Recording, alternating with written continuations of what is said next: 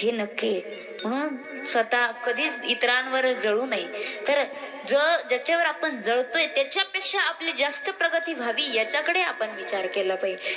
म्हणून तुम्ही जे आपले आपले करतात ना, हे आपले आपले नाहीत. कारण आपण जेव्हा जातो ना तेव्हा आपल्या दिरडीवर कोणी उडी मारत नाही. जेव्हा आपले प्रेत त्या ठिकाणी जळायला लागतं ना, असं कोणी म्हणत, एखाद्याला दुःख होत नाही एवढं. पती वारला असेल तर पत्नी म्हणणार नाही की आता मला सती जायचंय. ती म्हटली गेलं तर जाऊ दे, मी दुसरा करून घेईन.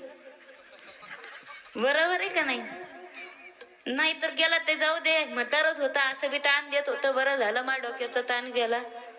बेवडा होता म्हणून गेला, दारुडा होता म्हणून गेला. एक सांगते महाराज, जीवनामध्ये दारू पिऊ नका गड्या. दारूने आपलं आयुष्य तर नाशिवंत पावल्या जातच, पण आपल्या बरोबर आपल्या संसाराचा सुद्धा खेळ खंडोबा होतो महाराज. जीवनामध्ये सगळ्या गोष्टी करा पण दारू पिऊ नका गड्या. अरे जाम पे जाम क्या पीते हो, आधी रात में उतर जाएगी. जाम पे जाम क्या पीते हो, आधी रात में उतर जाएगी. प्याला पीना है तो हरिनाम का पियो, तेरी जिंदगी सुधर जाएगी.